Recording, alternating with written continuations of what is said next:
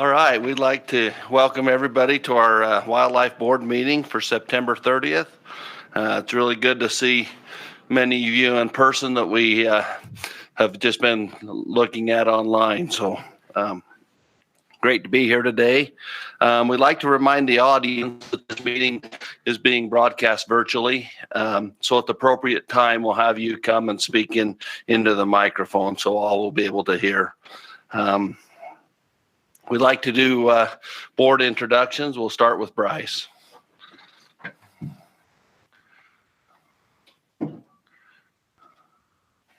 Bryce Thurgood, Perry, Utah, representing the North. Carl Hurst, Orem, Utah, Central Region. Randy Dirth, Northeast Region. Gary Nielsen, Central Region.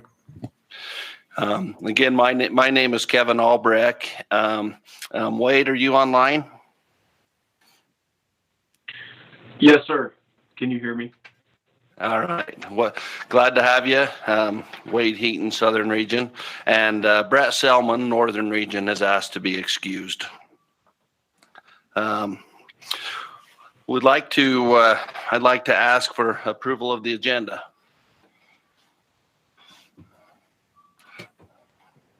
I'll make that motion to approve the agenda. All right. Okay, motion and a second.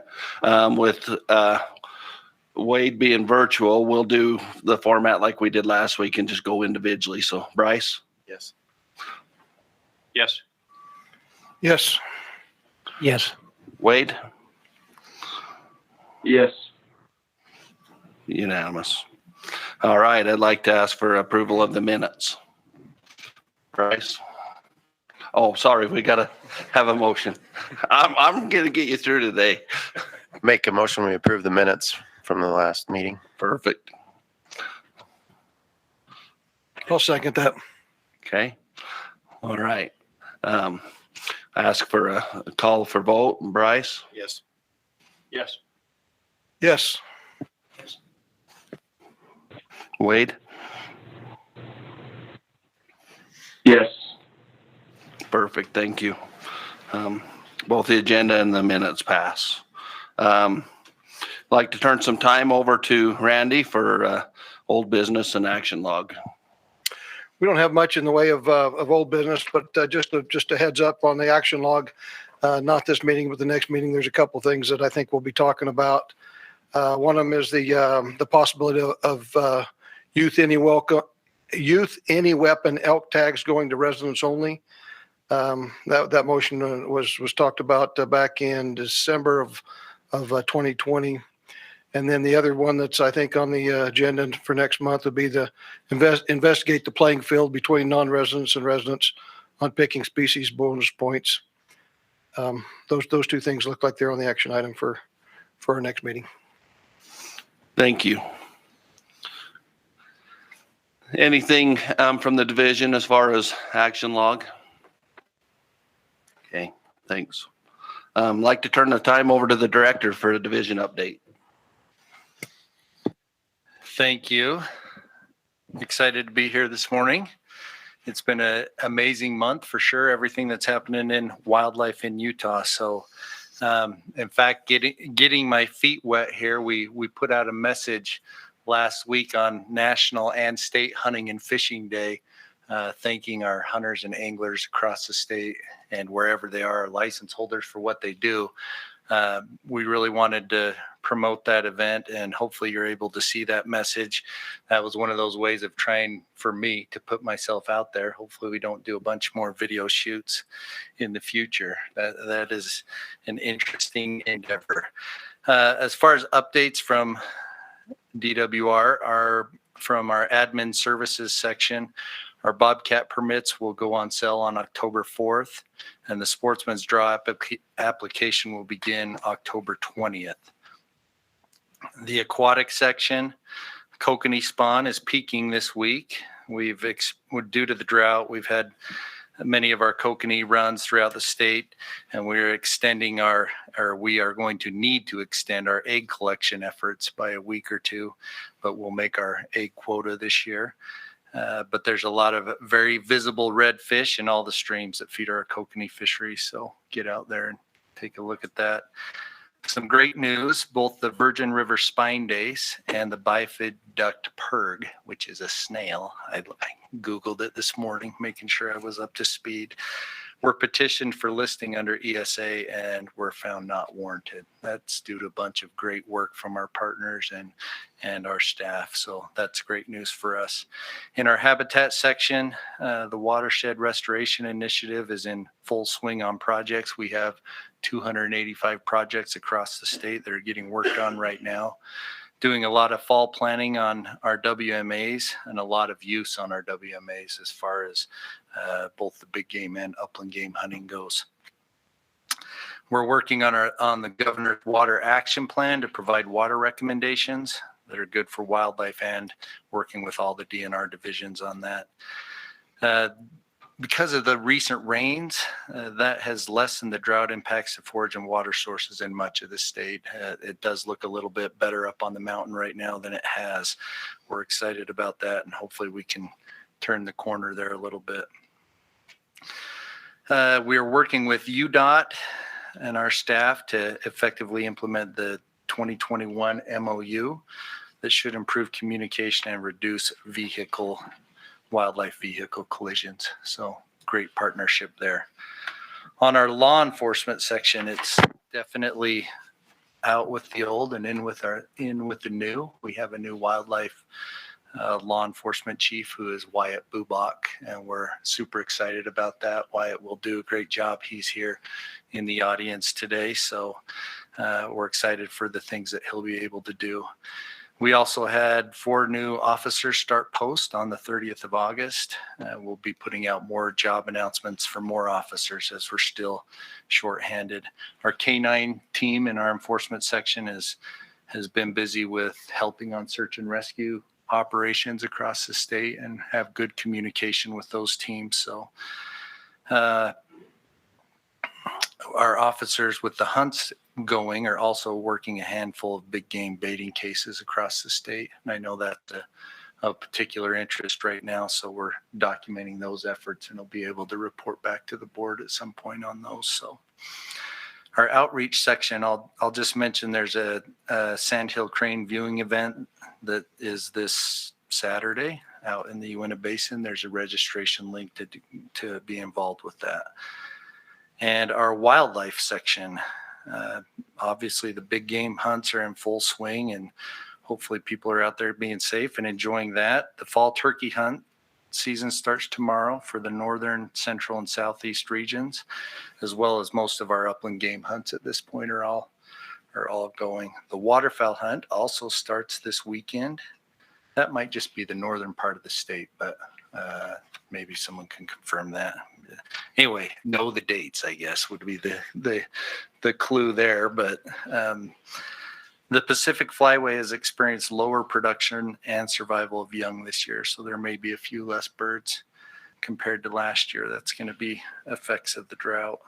And one last thing I'll mention with our wildlife section is the gray wolf had a couple petitions, and you may have seen this.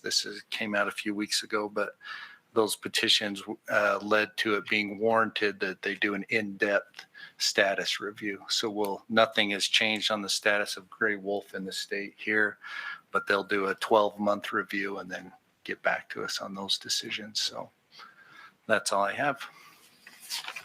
Thank you. One question with the drought and some of the unprecedented draining of many of the reservoirs throughout the state. I know the division has done a very good job in letting the anglers take many of those fish. Just like to ask a question, what that may look like for this next year and maybe coming years with fish hatcheries and stocking, and how you prepare for something like that and what that may look like. Yeah, I can try to handle that question. If Drew, if you feel like you need to chime in, please do. But there's definitely the glass half empty or half full mentality. We have been able to do a lot of projects on fisheries across the state due to the low water levels, whatever that is. At the same time, the ongoing concern of water and the tight, we're definitely a player in those water decisions here at Division of Wildlife. But if we don't get some significant moisture this winter, what will happen next spring and next summer is really yet to be determined. But plans are getting put in place to how we would address those specific issues. But there's no doubt that our fisheries, some that have been in, that have provided great opportunity as well as active management, have struggled this year, and we've had to change how we've done a lot of things. So. Well, I'm certain that that's very active management, and we thank the division for all they do there. So I'd like to turn some time over to our RAC chairs to introduce themselves. We start down here on the end with Kent.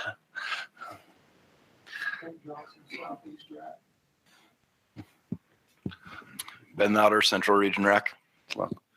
Braden Richmond, Southern RAC. Justin Oliver, Northern RAC. Okay, and then we have Dan Abeta online. Are you there? Yeah, hey, good morning, everyone. Yeah, this is Dan Abeta. I'm filling in for Brett Prevadale today, so good to be with you. Perfect.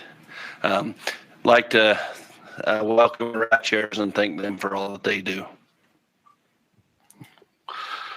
All right. Are there any questions for the director on any of the updates?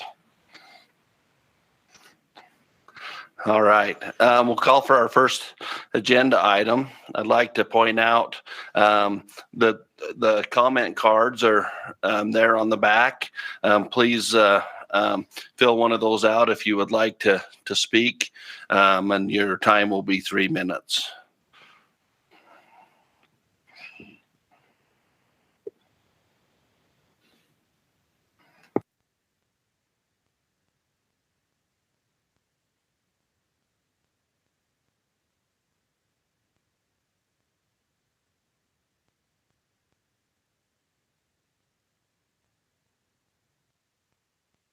Did that pull up all right? Does everybody see that slide? No.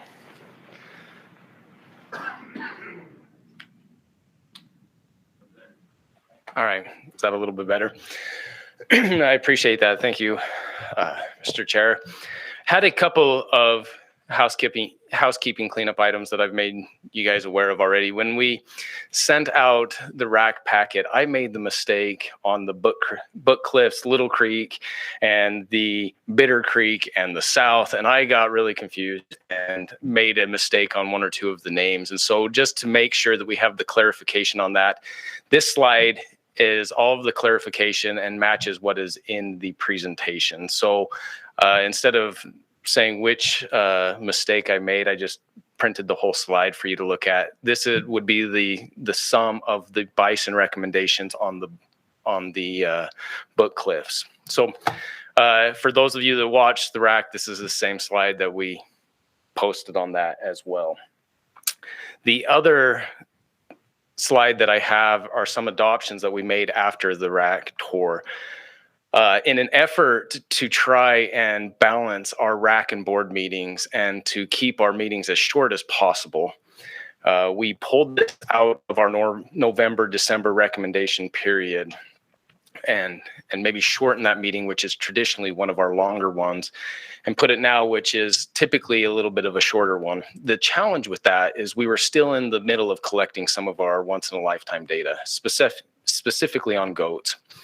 So one of the recommendations to be made is the Chalk Creek Camas Uintas mountain goats. We would like to make the recommendation or adopt that we do not have a resident permit on that. When we flew that unit, we counted much fewer goats than anticipated, and we anticipate when we make the recommendations late winter, spring, to recommend a number small enough that would not qualify for a non-resident permit. So we would like to make sure that that is not on the books and make that recommendation at this time. When we attended the Central Region RAC, we noticed that there was an overlap with the archery and the any legal weapon hunt. And so we'd like to correct that 2-day overlap so that archery hunters and rifle hunters are not on the mountain at the same time. And so that recommendation would be to leave the any legal weapon alone as in the RAC packet, but end the archery hunt on the September 30th. So there is no overlap. And then finally, with our adoptions is on the Uinta's bighorn sheep, the North Slope and the Summit, North Slope, Three Corners, Summit, West Daggett, to start that on September 9th. That moves that up about a month, and that allows for any of those sheep hunters to access the mountain earlier if they would like to. And it's traditionally a good idea in case we get severe weather or weather that does not allow them to access the mountain in a manner that you would hope for when you had that hunt. And so it's not shortening the hunt, it's just adding a few weeks onto that. And so with that, that is all of the house cleaning items I have, or the adoptions from the RAC, and would turn it back over to you, Mr. Chair.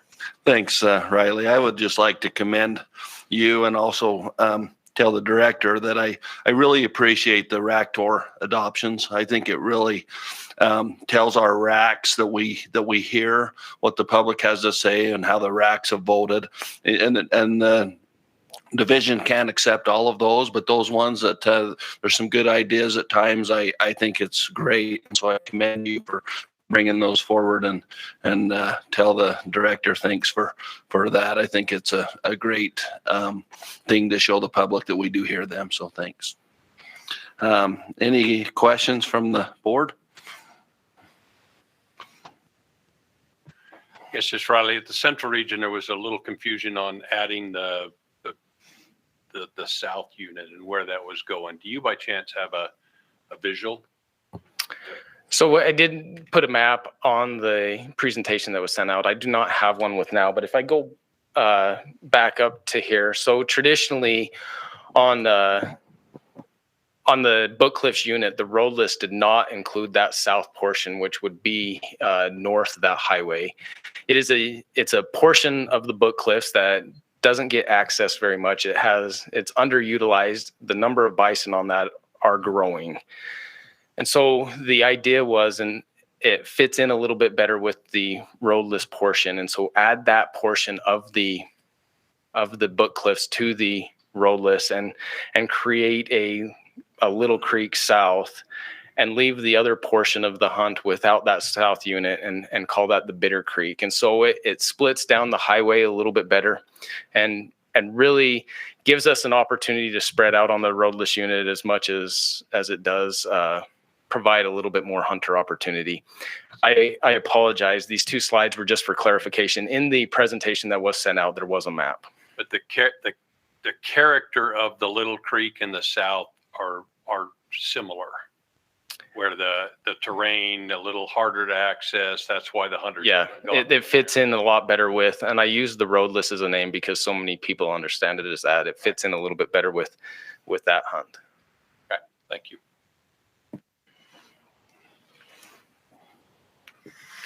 Riley, I just got one question on the two hunts that you're starting on September 19th. Which I commend you for that. I think that's great. It's a little bit earlier than the Three Corners normally starts, and quite a bit earlier than the West Daggett usually starts. But the September 19th, that's a Monday, correct? And that is a Monday, yeah. I know you told me, but tell the board why we're doing that on a Monday, if you don't mind. Yeah, so we try as hard as we can to, where we can and where we can offer, to not have overlap on hunts. And this one traditionally will start on Monday to allow any of the other elk hunters to not have some of that overlap, where some of the sheep may typically be in the exact same locations.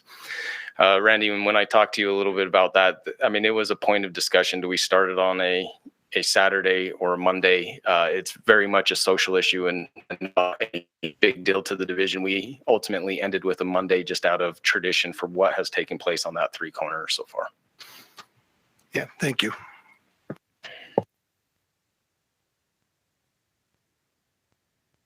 All right, questions from our RAC chairs? All right, we will ask our director for a summary. On the once in a lifetime species recommendation, we had three three comments come in. All three of those strongly agreed with the recommendation.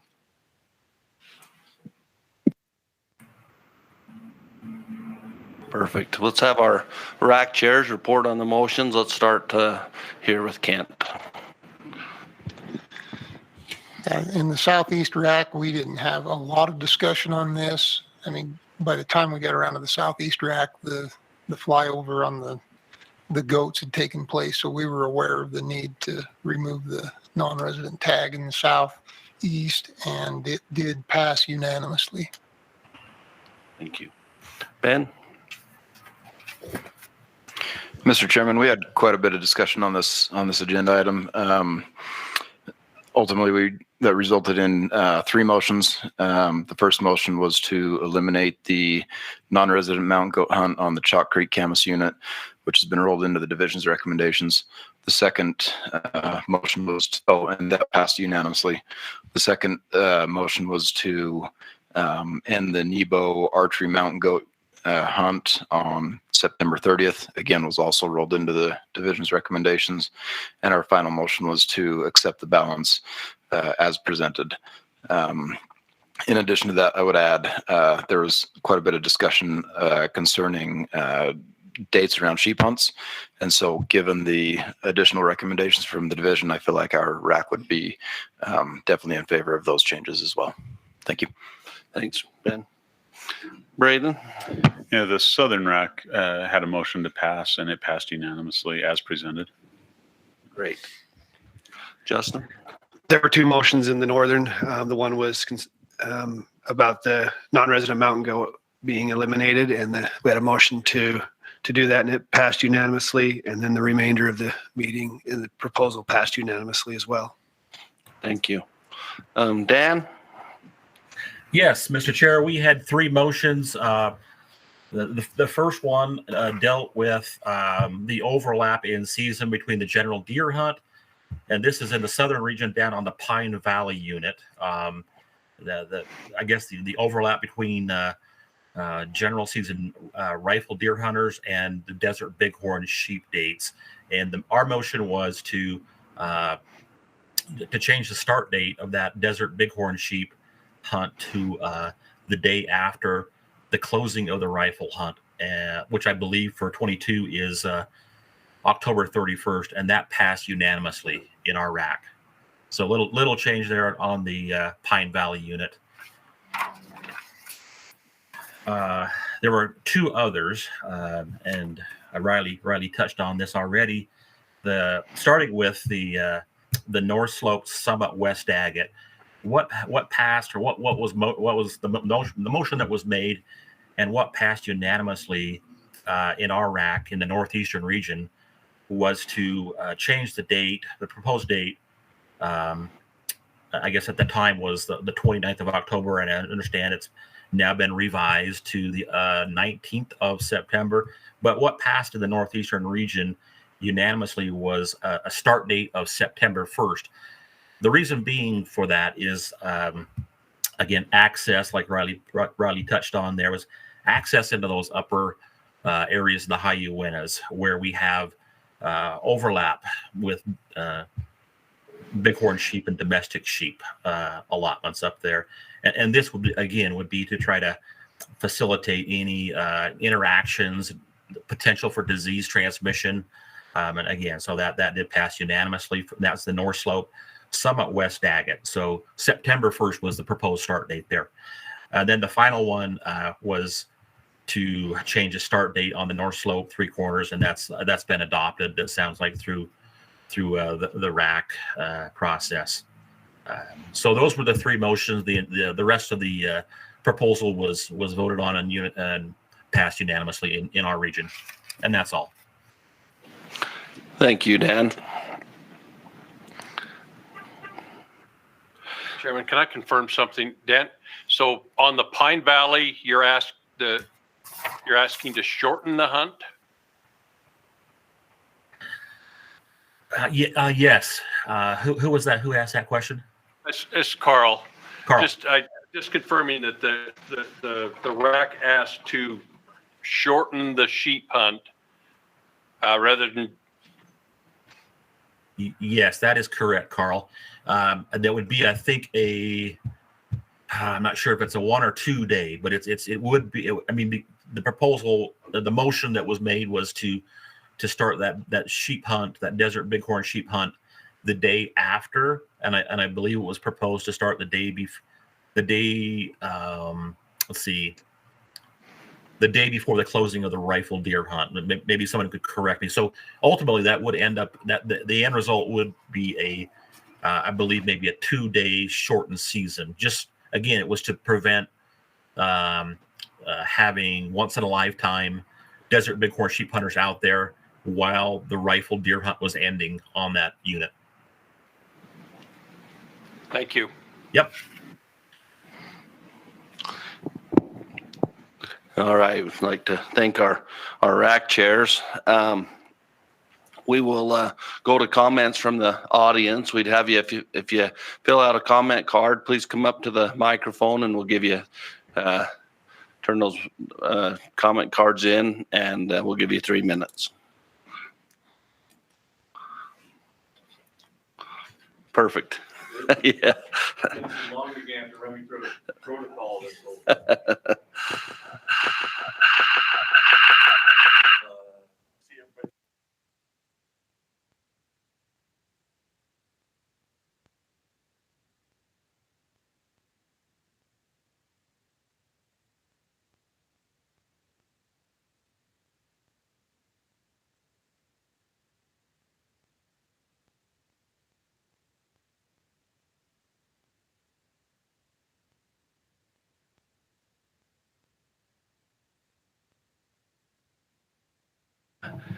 On behalf of the Sportsman, Fish and Wildlife, we support the division's recommendations on the once in a lifetimes. I would say, concerning the Pine Valley, I wouldn't shorten it. If those guys don't want to be out there hunting with the rifle hunters, don't go out. I mean, it really doesn't. If it's not a huge conflict, I don't see it. Leave it there. If guys want to go out and hunt, that's fine. If not, if they want to wait till the rifle hunt's over, that's fine as well. So we support the recommendations. Thank you. Thanks, Troy. It's good to have you in person. Any other comments from the audience? All right, Lindy, we'll count you as audience if you have anything. No, she's out there. Okay.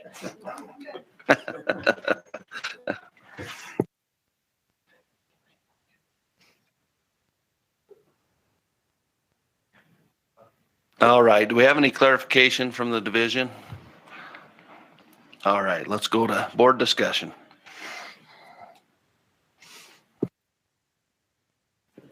I'd like to discuss the Pine Valley a little bit. Just to be totally transparent here, the letter we got was from Dale Brady. Dale, after 24 years of putting in for that tag, drew the tag, went on the hunt in 2020. I was fortunate enough to be with him on that hunt. And there was the last 2 days of the deer season, hunters were up there. And as we all know, the first two days of the deer season, the last 2 days are about the biggest days. And at this particular place that he was hunting, there were quite a few sheep. And down in southern Utah, the mountains aren't quite as high, and the deer and the sheep kind of overlap in those areas. And this little 3 mile canyon that he was hunting in had 9 side-by-side, 6 4-wheelers, and several vehicles going up and down and throughout, and so put a lot of hunters on there. Now it's not a big deal. It's just a social issue. The rock or all the other desert sheep hunts are 54 days. This particular area is 57 days. And so by what Dell's asked us to do is just make the opener of the season, outside of the deer hunter, just to get rid of that conflict. Just as most of you know, Dell was one of the very first RAC members when the RAC were formed. Dell was a member of the wildlife board and sat in the chair that Kevin has now. He was the chairman of it. He's an avid hunter, an avid sportsman and wants to do best. And Dale he'll never get another sheep tag. So he's not doing this for Dale. He was just doing it for future sheep hunters to maybe have them a little bit better experience than what he had on his. That's all he's looking for. And so I'd like to support Dale in this thing and future sheep hunters, people that the tag sold for anywhere from $60,000 to $120,000 last year at auction. The conservation tags. This is a lot of money, and it's a lot of when we sell those kind of tags, you want people out there to that they're having a great experience and can share that experience. So that's kind of where I'm at it. And I don't know if I'll get a second. I haven't talked to you folks, but I would like to make a motion that we reduce the Pine Valley 2 hunts, postpone them until after the deer hunt, which is 2 days, and make them basically a 55-day hunt instead of a 57-day hunt. Any questions for Randy on that, or any other board discussion? Isn't there overlap on the muzzleloader deer hunt? So just seeing that there's, that overlap. I mean, there's going to be overlap in quite a few things. And personally, I like the weekend openers, give people a chance to, spend a little extra time during the, on the weekend. And I don't know, as much possible, or as much extra days as possible, I would be in support of. So that would be my 2 cents on it. Thank you. Gary? Yeah, I had a chance to hunt a couple of once in a lifetimes, and they're an exceptionally fine experience, but I have a hard time shortening one. I mean, I get the social complication. I mean, I hunt down there for deer and it's a mess in some spots, but I don't know in Utah if we can uncomplicate that. And I have a problem with shortening a once in a lifetime opportunity. Okay. Thank you. Carl or Wade? Mr. Chair, this is Wade. Yeah, if I could weigh in, Kevin. Can you hear me okay? Yes, I can. All right. Okay, thank you. Sorry. So I've had multiple people reach out to me about this as well. I agree with the comments. This is not a big deal. If they don't want the conflict, they could simply choose to come later. Having said that, this is a very long season. I struggle to really feel like we're taking opportunity away by taking 2 days off a 55-day hunt. We've done this several times in the past. We have tried to reduce as much conflict as possible. To me, this isn't, again, not a big deal either way, but I do feel like there is some merit to just trying to uncomplicate. I agree with Gary. It's a challenge, but I would support the motion. I'd actually second Randy's motion. Okay. Thanks, Wade. Any other comments?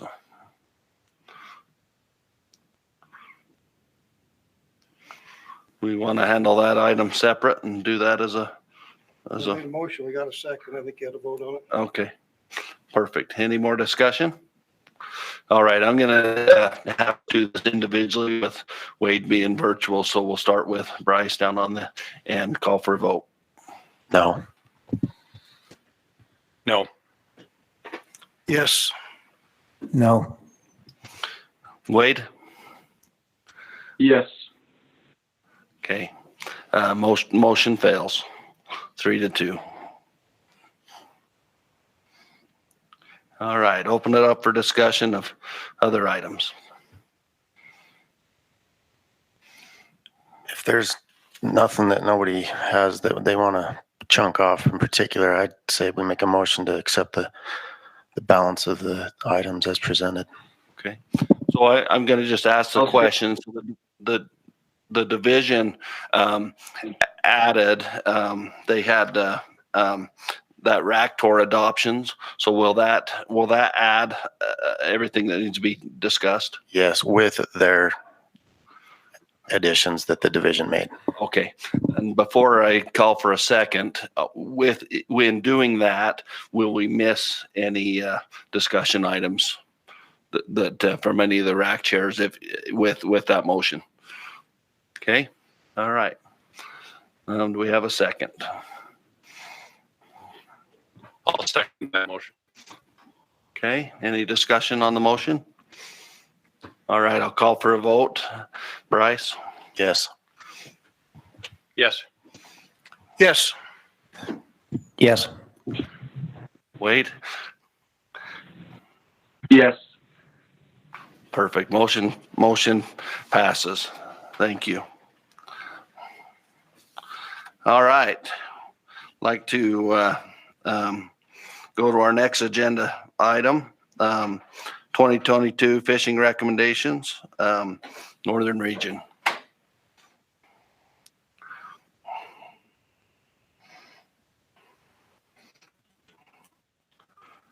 Do we have anything additional to add to that one?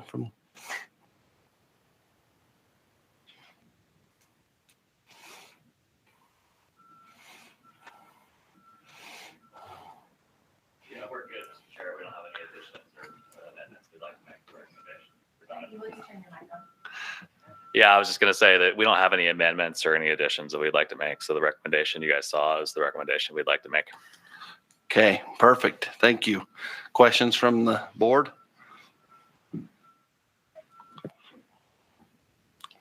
Questions from the rack chairs? All right, summary from our director. Thank you for that recommendation. We had 7 comments sent to us. 3 of those were in somewhat agree. 3 of those neither agreed or disagreed, and 1 of those strongly disagreed. So very few comments on this. All right, perfect.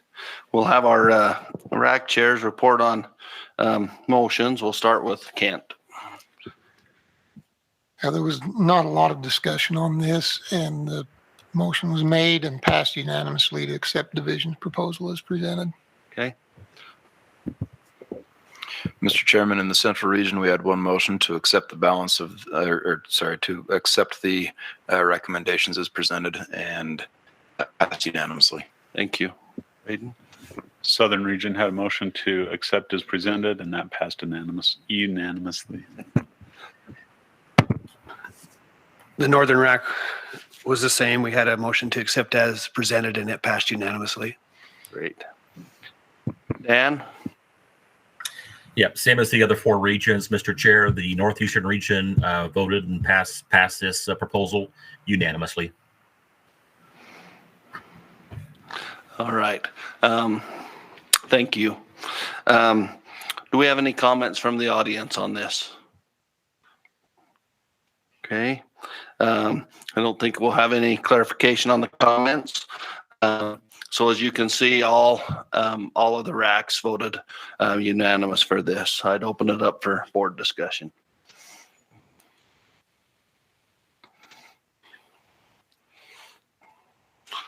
Call for a motion. Chairman, I'll make the motion that we accept the Northern Region fishing recommendations as presented. Thank you. Second? I'll second that. Okay, seconded by Randy. Any discussion? All right, I'll call for a vote. We'll start with Bryce. Yes. Yes. Yes. Yes. Wade? Yes. All right, motion passes. All right, we have an informational item, Roundtail chub by invite Craig Walker up.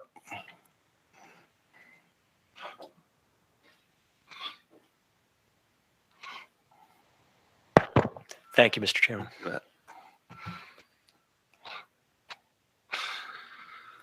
All right.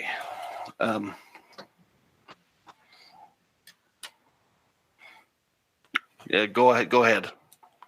Sure. So you all had an opportunity to view the presentation on reclassifying Roundtail. chub as a sport species in Utah. I'd like to hear any feedback you might have on this informational item that, as I mentioned in the presentation, stage for our prospective reclassification of that species during the 2023 regulation cycle. Perfect. Questions from the board? Greg, can you just clarify what that reclassification will do with that? Sure. It takes roundtail chub and moves it from a prohibited species currently that can be incidentally caught in Utah, but actually has to be immediately released, and puts it into a sport fish category, which allows anglers, when they catch the roundtail chub in certain locations throughout Utah, to possess it legally and take photos and do whatever they want to do, what they would normally do with a sport species. That really reclassification also puts us in a position where we're able to collaborate as a sport fish subsection within the aquatic section and a native fish subsection in the aquatic section to work together to manage and conserve the species in the same manner that we've done for cutthroat trout successfully in the state of Utah. Thank you. Any other questions from the board? Questions from our rack chairs? Do we have any comment cards from the audience?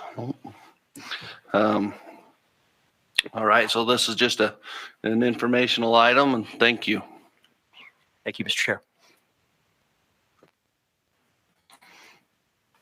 All right, we'll go to agenda item number 8, conservation permit audit.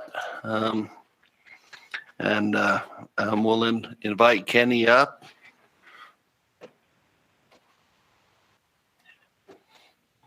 Oh. All right, were there any questions from the board on this?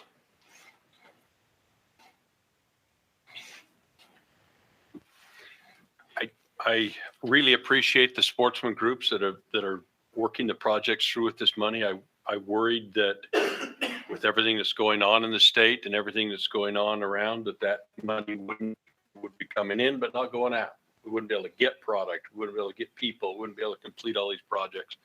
And I was pleasantly surprised at how much got done with everything that was going on in the state. As everybody knows, I'm a proponent. If we're going to do this program, get the money in and get it out on the ground, and they're doing it. So that was a surprise to me, and I just appreciate it. And to Ken and his staff, this report looks absolutely spectacular to me. It is very attractive, and I love going through the projects at the end. Thank you. I know that you and I started on the wildlife board at the same time, and the first process, I think that they've really come a long ways in this since then, and so I'd like to thank Kenny for that. Through the RAC process, you have anything additional you would like to mention to us, Kenny? So I've got a little bit of a presentation, 8 or 10 slides that will just kind of cover the findings for the audit this year. Perfect. I think. Thanks, Mike. So yes, I am Kenny Johnson, the admin services chief here in Salt Lake. First, just wanted to thank everybody involved, the groups. Their accounting staffs are fantastic. They work with our team kind of hand in hand to go through this review. And especially my staff. It's a busy time of year. There's a lot of moving parts, a lot going on, and they did a fantastic job of putting this together. Is there a way I can see the slides? All right, thanks, Mike. So just a really quick program overview. There's a small percentage of permits that are awarded to our conservation partners. And these permits bring in critical revenue and help us do a lot of things on the ground for wildlife and habitat projects. Our partners also, aside from just providing the funding, they also help with a lot of volunteer hours and manpower on the ground to help make the projects work and get things done out on the landscape. This year, there were 292 permits awarded to our partners, which is less than 2% of all of our permits. These permits were marketed and auctioned off to maximize their return for wildlife. and they generated more than $6 million in 2021. So the conservation permit revenue funds DWR approved projects, and it's kind of in the following split there. 30% directly returned to the division, 60% is retained by the organization for DWR approved projects, and then 10% kept to help administer the program as administrative costs.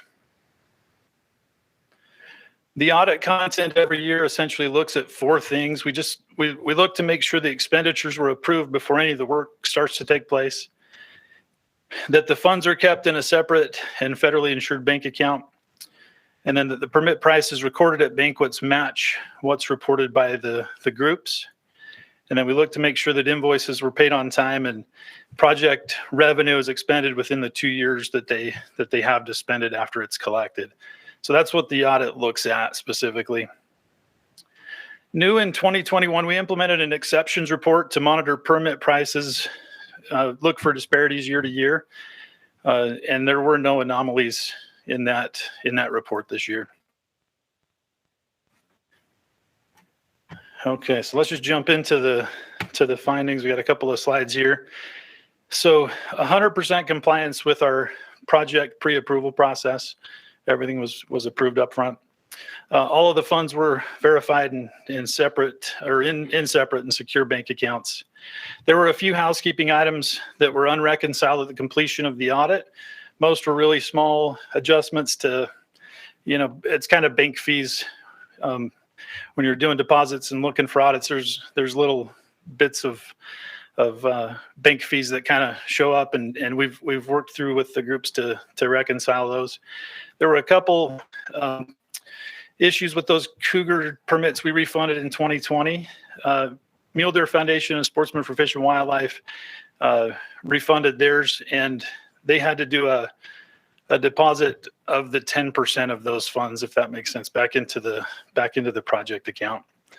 And then MDF had a small return check that we identified first in 2020 that we were working with them to get that still requires a deposit. A total of 131 permits were selected to compare auction prices with the payments, and 2 minor items were found there that needed correction. Mule Deer Foundation's initial sales report had a duplicate entry, so they overpaid their 30%. And so the division's in the process of cutting a check to reconcile that one. And then SFW's initial payment report had one miskeyed item that caused a $75 underpayment, and they've since sent us a check for that one, and we've reconciled that item as well. And then all but one of the project invoices for this audit period were paid on time. The Turkey Federation had an issue just getting the project invoice. And so they were a little bit late submitting the payment. They're in the process of getting us that, and that will fully expend their 2019 revenue from the report you guys have already looked at. So we will work with them in the future to make sure we're getting that invoice to the right people. It was just a little bit confusing this year, and we recognize that. So just a few recommendations. The group did a great job, again, getting us their documentation and everything that they needed to in before the deadlines. That's important. And they always work really close with us to make sure they hit those deadlines. Anything that we find in the audit that requires a deposit, we want to work with them, make sure they handle those promptly. So we'll kind of keep an eye on that a little bit better and make sure those things happen more swiftly. In the rare event, I don't anticipate any more refunds, but in that rare event, the onus isn't entirely on the group to recognize that, although they usually do. Their accountants are sharp. We will work with them to make sure that the correct permit revenue is either withheld or reimburse the account where it's applicable. And any accrued interest should just be left in the account, and all that interest will be applied for the funds that are dedicated to projects. And then that last bullet point is just a reiteration that we'll work with the Turkey Federation to make sure we're getting those invoices to the right people moving forward. And then lastly is just the executive summary. And I'll let you guys look at that table for a minute. Again, this is just the, kind of top to bottom, left to right. It's each group's carryover project revenue from last year, plus all their new project revenue this year, any interest, donations, gives them the total available. And then you can see the project expenditures during the current audit year. And then that 17,520 is the adjustments for those Cougar refunds that we did. And that leaves us with the remaining funds that we verify in their bank account, which will become their carryover revenue for next year. So you can kind of see that by group, and then down at the bottom, all summed up and totaled together. And that is all I have. Thank you. Kenny, I just commend you on the how thorough this audit is. I think that gains a lot of public trust.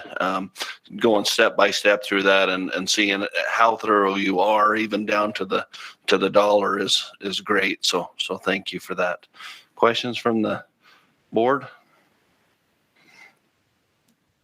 I don't have a question. I just want to kind of follow up with Kevin there. This, there's a certain portion of the public that scrutinizes this real well and is maybe not in favor of the conservation tags, and it's a great thing. And what you do, being so transparent with it, is really, really appreciated. And it helps each of us, and it helps others out there that support this. So thank you. Thanks, Randy.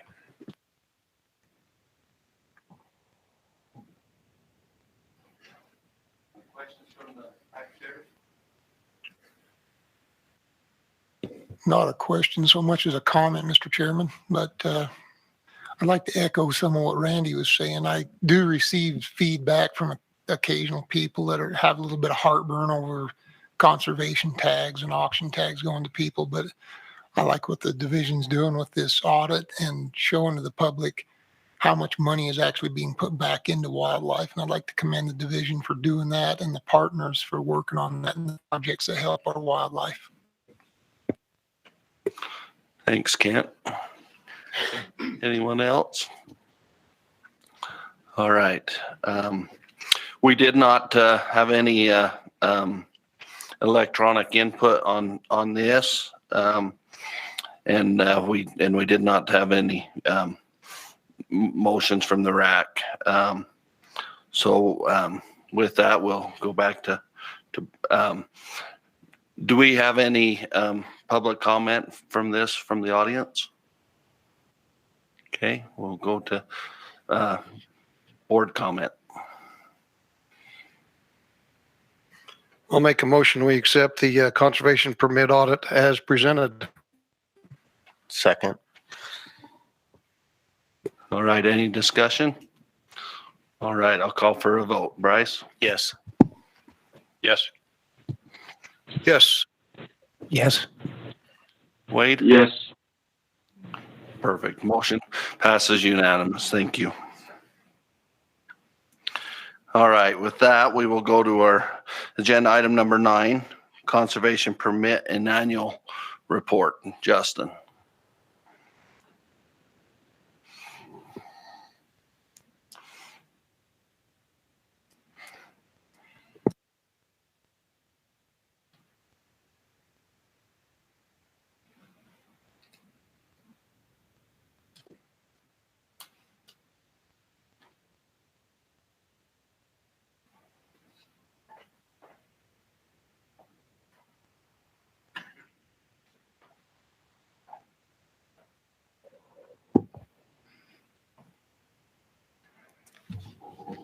Morning, everybody. I'm Justin Shannon. I'm the Chief of Wildlife, and today I'm going to present the Conservation Permit Annual Report. If I can get it to pull up. Do you guys see it on your end? Okay, there we go. All righty. Well, to begin, this Conservation Permit program started with desert bighorn sheep in the 1980s. It's been a great program. We've had it for over 40 years as a state, and it's regulated by R 657-41, or the Conservation Permit Rule. It's generated more than $65 million for wildlife conservation over the last 20 years. So really an impressive program, and there's been some incredible things done with that money. This graph here shows the number of conservation permits that have been allocated over the last 20 years. So on the x-axis, you have the year. On the y-axis, you have the number of permits. And as you can see, it's fluctuated from about 220 to close to 380. Over the last 15 years or so, it's steadily declined over time.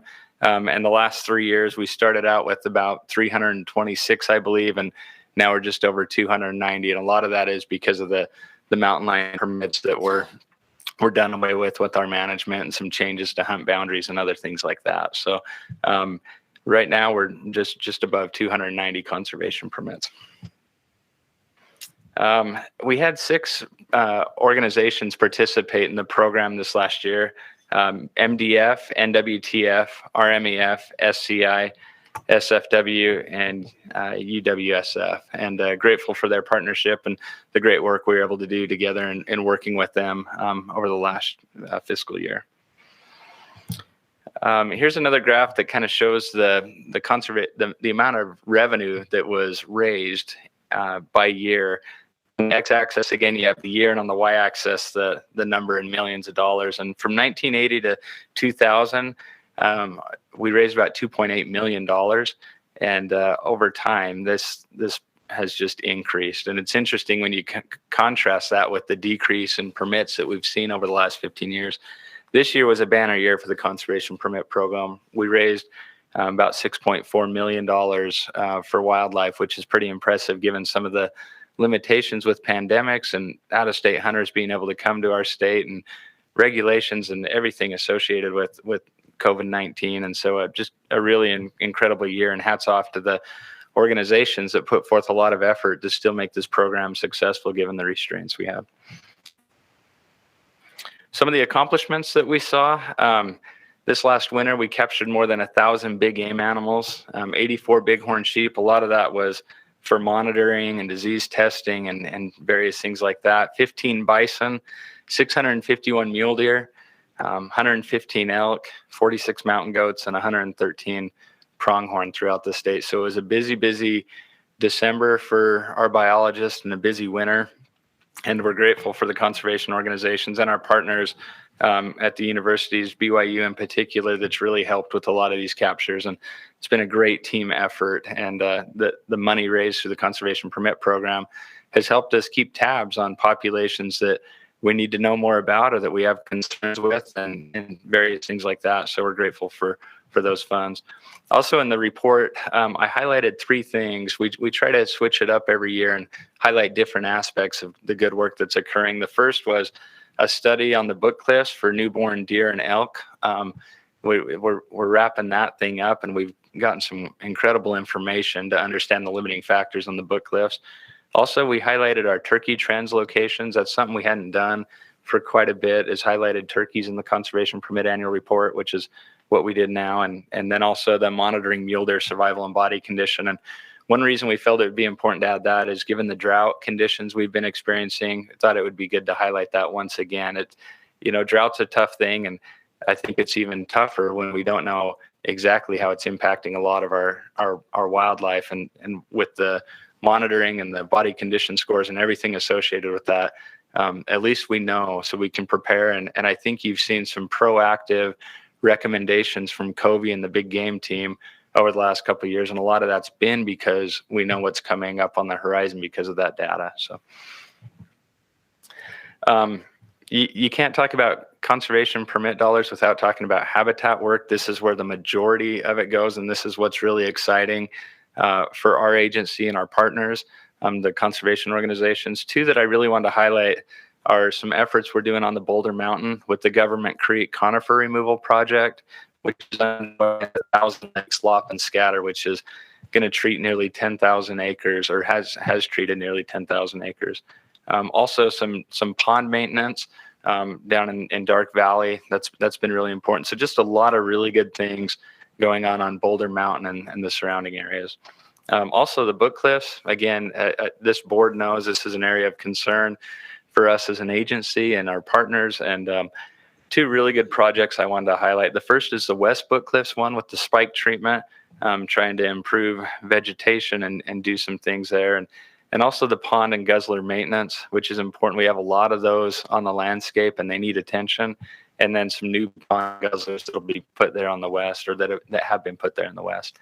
And then on the East Book Cliffs with the pond maintenance and 9 new guzzlers, we're pretty happy about that. So we can distribute animals on that summer range limited landscape, and just there's a lot to do. And there's much more work that's been done. It's highlighted in the report, but these are 2 that stood out to me as the presenter. And when you present, I guess you get to make those decisions. And so these are important to me. But anyways, just really appreciative of all the great work that's gone on with the conservation permit program, and really grateful for our partners.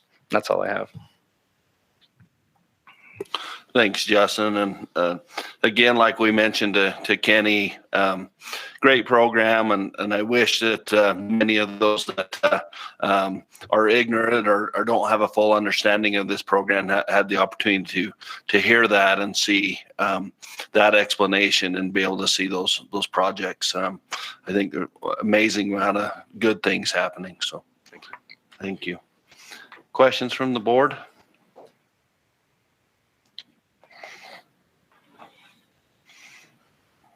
Okay, questions from the rack chairs?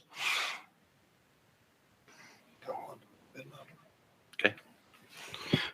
Justin, I've got a question. You had one slide there that showed the number of animals that have been captured this year, 1,000 plus, which were all of those animals that were captured collared? Yeah, I think they were. Can't Covey? I can't think of a group that wasn't, but maybe Covey can clarify. I assumed so, but I just wanted to clarify. Yeah, everything was either collared then, or it could have been a recapture to assess again. Okay. And so it would have had a collar on it from a previous year. But yeah. Fantastic. Thank you.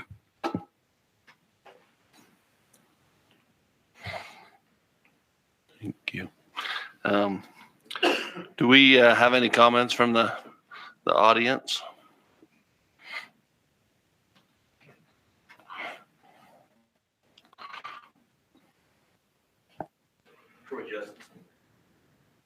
Troy Justinson, Sports and Fish and Wildlife. Question first, Justin, I believe in one of your presentations several years ago, on this slide you had 65 million, and I assume that represents the hard dollars that were actually raised for bid. Yeah. But I think there was one slide a couple of years ago that actually equates to like over 200 million. Am I correct in that when you start adding in PR and match? Yeah. So when you start matching that, yeah, we did an informational several years ago on conservation permit dollars, and we talked about the matching funds associated with it. And I can't remember how much it is, but it more than triples it. In some cases, it's 5 times the amount of money that's brought to the table with a conservation permit dollar can be matched with PR and other groups that are funding as well. So it is an amazing program, and too often times in the division, sportsman groups, we get all the recognition, but I think it's important that we recognize that these permits are taken from the average Joe draw, that they are, in a sense, for lack of a better word, a silent partner. So thanks to the sportsmen, some of them begrudgingly, don't like it, but it is a benefit to us. We wouldn't have a sheep program without it. We wouldn't be able to do all these other things. So thank you to the average Joe. I'm remiss for not welcoming Bryce to the board, Gary, and also the directors. So we're excited to have you guys here and be a part of it, and go Cougars, right? Thank you.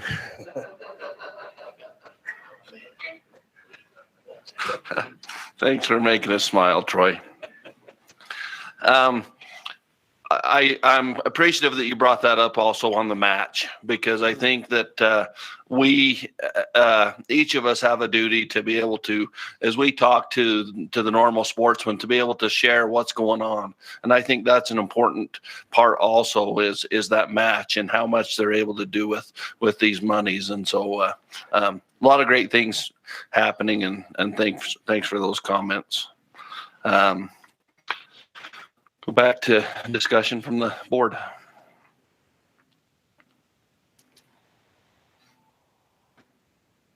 Just once again, it's a project or a program that isn't 100% supported, but can you imagine not having the information that we're getting from 1,000 collared animals? I mean, we're just getting smarter all the time. A lot of great things are happening.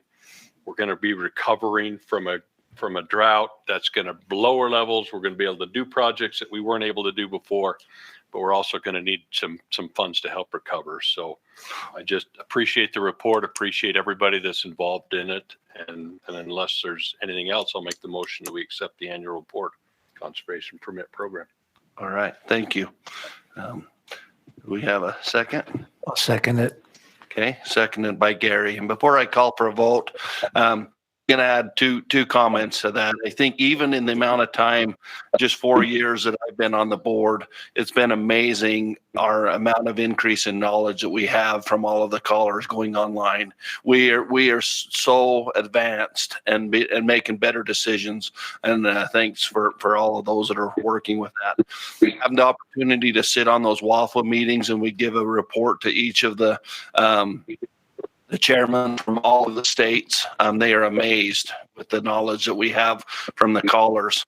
And a good friend that I went to school with at the same time went to school with me. He's a biologist in Idaho, and he called me and he was so excited. He was doing a sage grouse project, and he finally got funding for $2,000 to do a project on sage grouse ground. And I didn't want to laugh at him, but I just thought, holy cow, we have no idea what we have here in Utah. Most don't. So I hope that we really recognize that. So thank you. With that, I'll call for a vote. Yes. Mr. Chair, can I make a comment? Sorry, Wade, please. Sorry about that. I just wanted to echo some of that too before we voted. I appreciated SFW's comment about how the public is a partner in this as well. They really are. I mean, certainly these permits benefit the individuals that buy them in that they can hunt, and oftentimes more often than the average member of the public. But we all benefit. The public, the average person, the person buying them, landowners, everyone benefits as these wildlife herds are benefited through these projects, through the money, through the callers, through all of it. This really is a win for everyone. And I think sometimes some members of the public don't recognize that this program benefits wildlife, not just a few people who buy permits. So I appreciated some of those comments. It's a great program. Thanks, Wade. Appreciate that.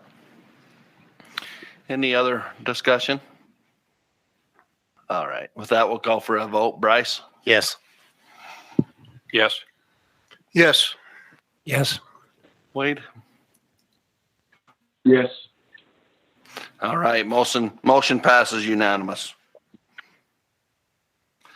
All right. With that, we'll go to agenda item number 11, 2022 RAC and board meeting dates. Did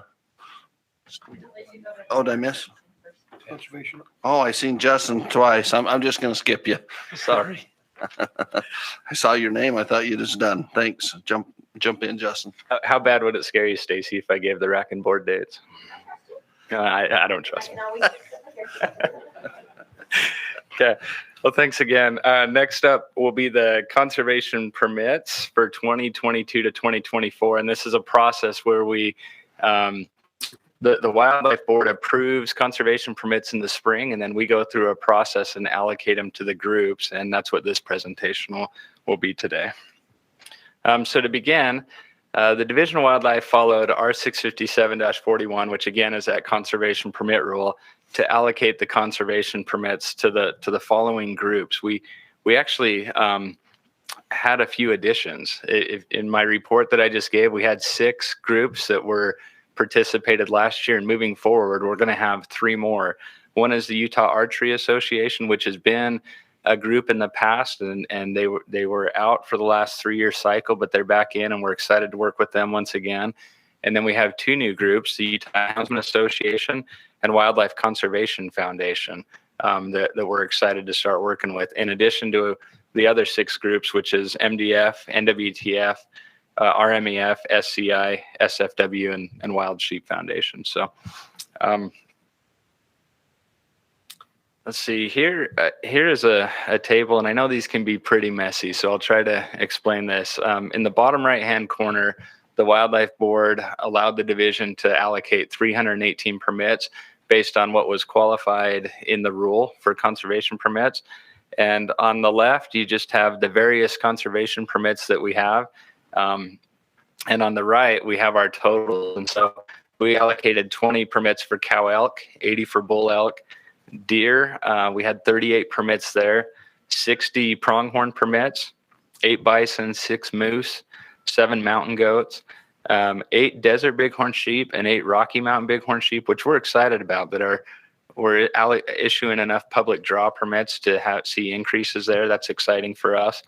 41 black bear, 1 cougar. We just did 1 statewide cougar permit, which is different than what we've done in the past, but we felt it was necessary given the changes we've made in our cougar management. And then 41 turkey. And for each column, you can see the various number of permits for each organization that they had based on market share. So here's what we're recommending to the board for the next 3-year cycle. In addition to that, the division clarified a few name corrections, which the rule allows us to do in the process. So the first is for elk, the plateau boulder. We removed the compare-with subunit because if you remember, we made that into a hams hunt. And so we just wanted to make sure that the conservation permit boundary aligned with the one that archery, muzzleloader, and any weapon hunters would have. And so for elk, it's just the plateau boulder. For elk, another one for elk is the Southwest Desert South. We removed that north end of the subunit again, so that way we have alignment there. For deer on the Crawford Mountains, the way the rule reads is it says hunter's choice of season. There's only one choice of season. It's a muzzleloader hunt, and so we just clarified that so there wouldn't be confusion at a banquet or anything along those lines. And then for bison, there were some hunt changes that were approved today. And so we have one for the Book Cliffs, Little Creek South, as opposed to just the roadless area. So those hunt names were presented to the groups and they selected their permits with that information. And to wrap it up, I just wanted to have a point here on cooperation. We just want to thank the conservation organizations, the Utah Wildlife Board, and as was mentioned earlier by members of the board and by Sportsmen for Fish and Wildlife, the Utah Hunters for their support of the conservation permit program. As was presented in the report, the funds from this program help us with translocation, research monitoring, habitat restoration and improvements, water development, and just a variety of other conservation permit efforts. And so we're grateful for our partners and the cooperation that we have with all this. And that's the permit allocation for 2022 to 2024. So thank you. Thank you, Justin. Questions from the board? I got one, Justin, just so that some of the folks on the might be watching this. Can you tell us how the allocation process goes? So, if you're a newbie into the process, what percentage you might get, and if you're an oldie into the process, what percentage you might get? Yeah, I'll try my best because it can be somewhat complicated. But it's all based on what we call market share, and so it's the more money that you raise for wildlife, you get a higher percentage of market share. And so you'll have groups with a lot of market share, and then you'll have new groups that are starting out. The 2 new groups that started out, they start out at 0.5% market share, which I think equated to about $27,000 worth of conservation permits this year. And again, if they do really well, that can increase into the future. And if permits don't go for as much and for a certain group, then they would have less of that, which means they'd get fewer permits in the future.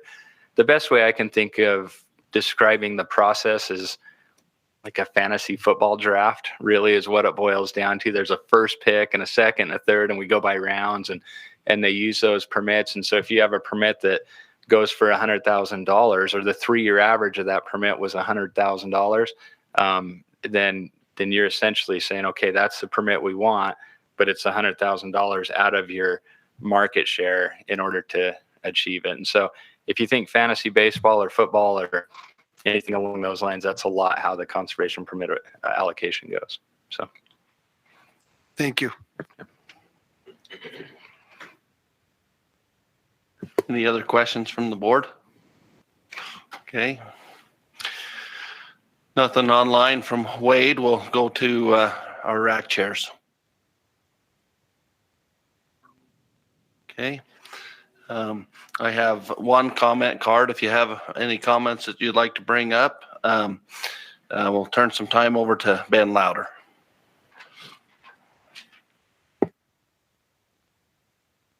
Thanks, Mr. Chairman. I'm going to put on a different hat here for a minute.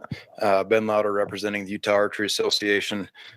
So as Justin just presented, we took the last 3 years off of the program, the conservation tag program, for reasons I won't get into today, but we are back in the program. We're excited and happy to be back in the program.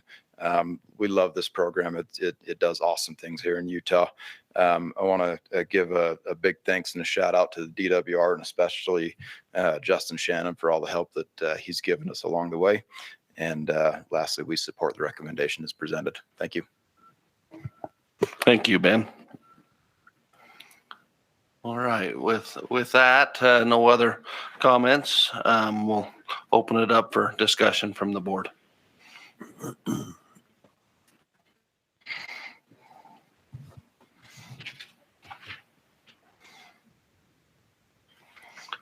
All right, we'll open it up for a motion. Make the motion that we accept the conservation permit allocation as presented. I believe it was 22 to 24. Yeah. Second. Okay, seconded by Bryce. Any discussion on the motion? All right, I'll call for a vote. Yes. Yes. Yes. Yes. Wade?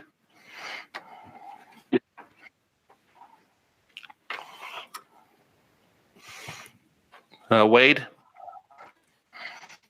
I was a yes, Kevin. Okay, perfect. Thank you. All right. This has been much awaited. We'll turn some time over to Stacy.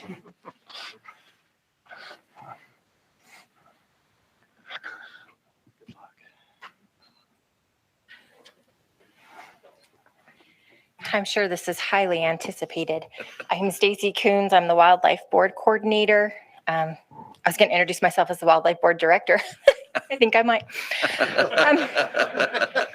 Anyway, I'm here to present the 2022 dates. They're very similar to what you had this year. We adjusted them just for the calendar. We made the exception for Election Day. We've moved Central Region's rack to a Thursday that week so that everybody can get out and fulfill their civic duty.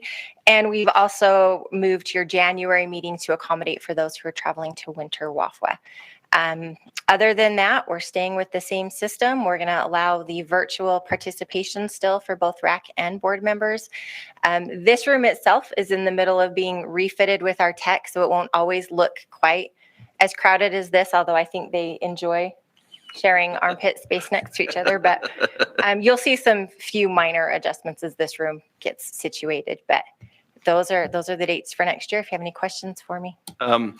Can't remember. Does this meeting next year, does it fall on the Thursday of the muzzleloader? It does. I can move it a week back, but it drops it into your elk hunts, so you can pick your poison. It usually always is. You did move it a year. I don't know that it matters. I think it's fine.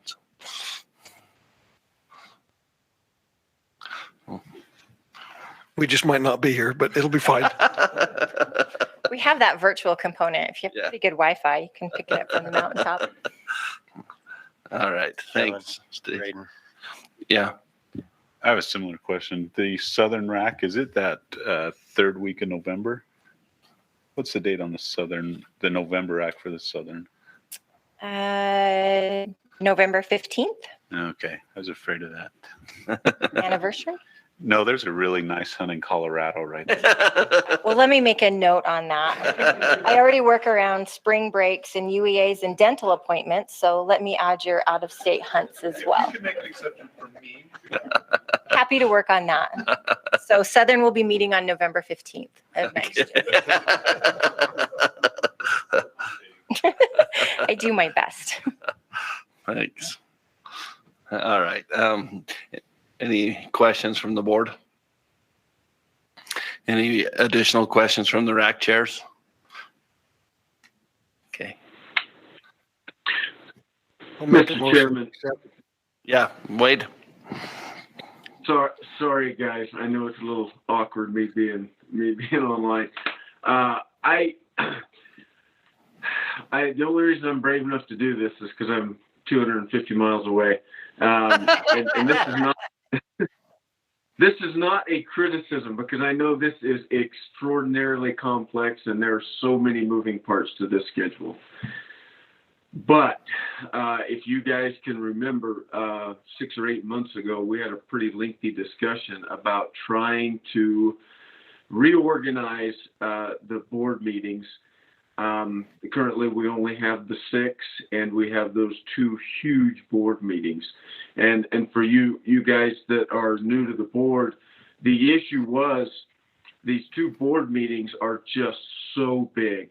And there's so much information, it's unwieldy and quite frankly can't be done.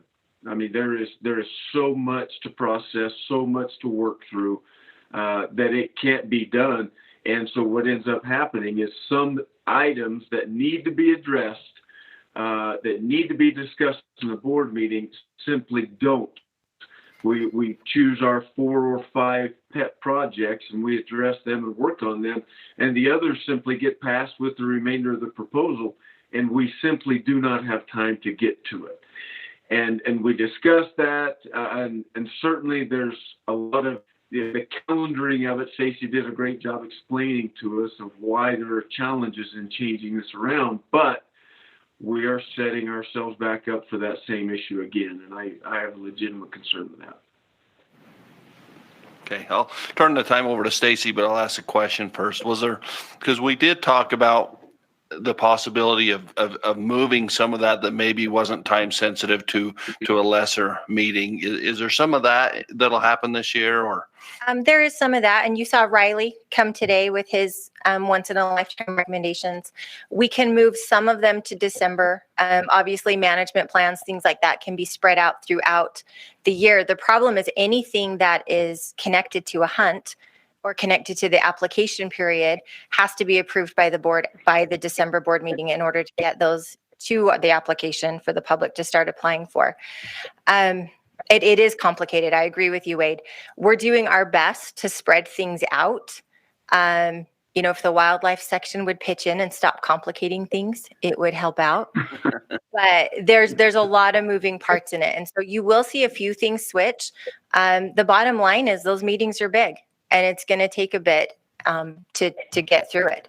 But we will do what we can on our part to make it a little easier for you, and still be able to hit the deadlines that we have to hit in order to serve the public. So I know it's probably not the answer you were looking for, unless we want to go to multi-year recommendations. So I would offer this. I remember the meeting that we went from the 11 to the 6, and it was all from one board member, and it happened fast, and it was a motion, and it passed, and we went from 11 meetings to 6. And the division's done a really good job of consolidating and helping us through that. But there's one major meeting, but usually 2 meetings a year where we really have a lot on our plate. And so but what if we look at it and see how we go forward this year with Stacey talking about the intent to spread some of that out, some of the meetings that are lesser meetings where we can to take some of those items off, see where we are this year. And if we need to, we could make a motion for next year to maybe add a meeting at an appropriate time.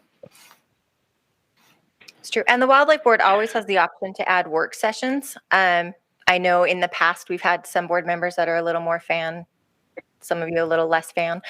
All I ask is that if you choose to add a work session, we have to have enough time to be able to find a suitable date that allows us to have the access to the IT team and to the tech that we need. And we share this boardroom, obviously, with 7 other divisions.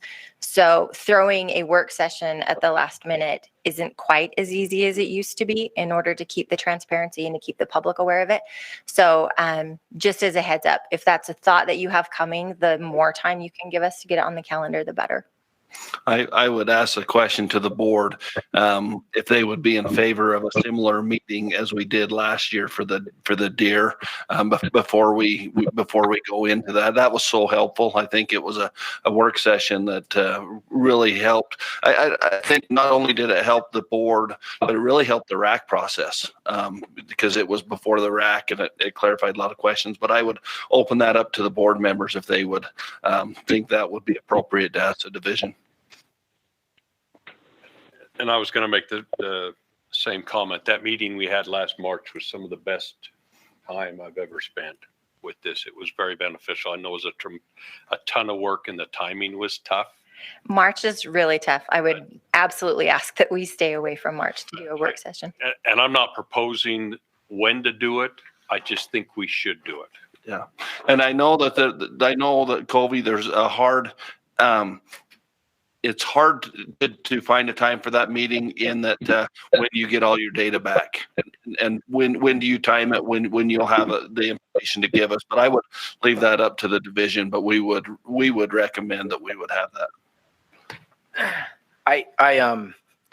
This was a hard one. We mentioned it when we gave it, that this is really taxing on our employees, because we're asking for them to evaluate all the data, make all the recommendations, and then do this presentation at the same time.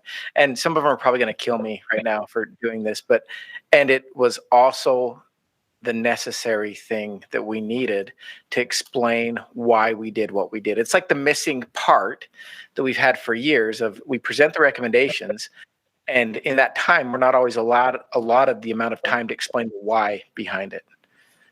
And the work session allowed us to explain the why. And I think a lot of us went into it overworked. And then when we saw the results of the meeting, I think most of our wildlife managers, we were okay with it at that point. We said, okay, this was a lot of work, but in the end, it was beneficial to connect with our public, connect with our board, connect with our RACs, and have everybody who had an interest in, especially mule deer, right, understand a little bit of the why. So we can work, we want to work with the board on this one and find a time that works and present something like that. It may come in the form of less somewhere else, right? There's always, there's a not an infinite amount of resources, there's a finite amount of resources. So we may come to you and say, we need help in this area to be able to accomplish this. Yeah. But it feels like a really good investment of our time.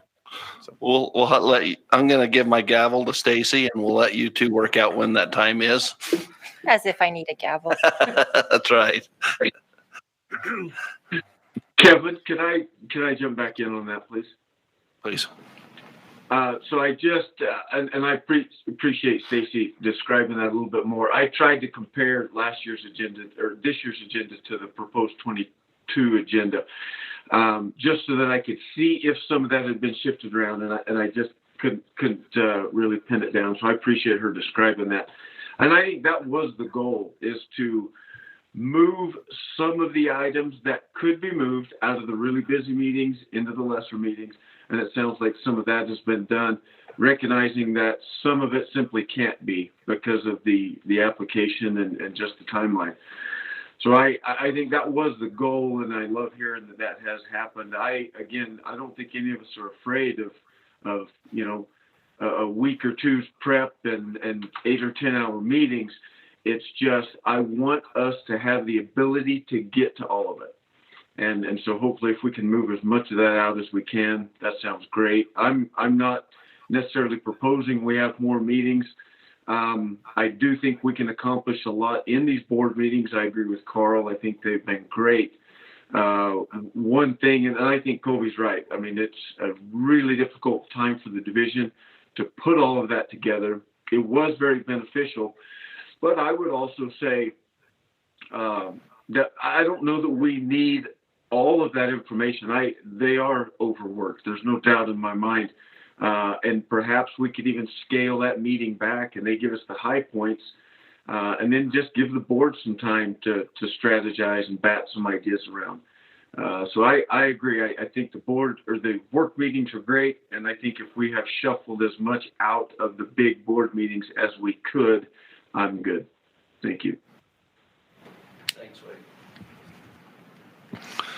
Any other questions from the board? Okay, rack chairs. Okay, I don't see any. And any clarification, Stacy? I think you did.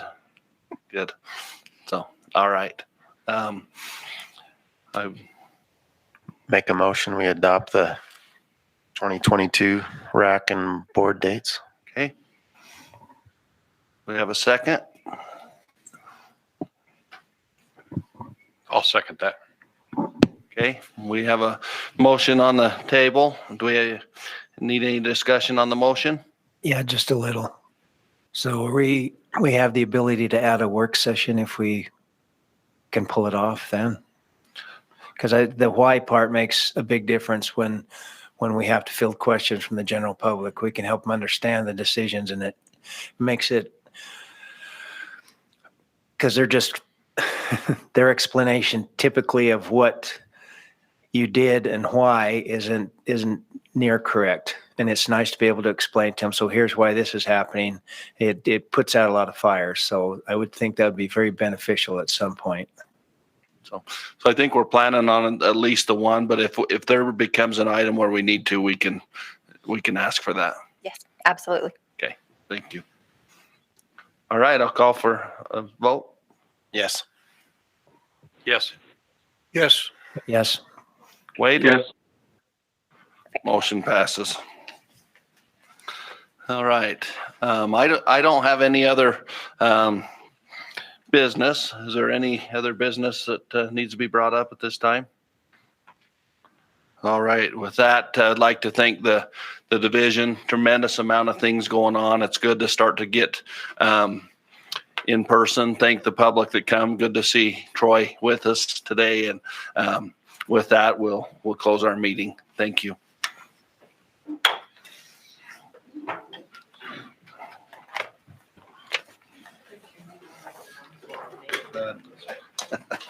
I'm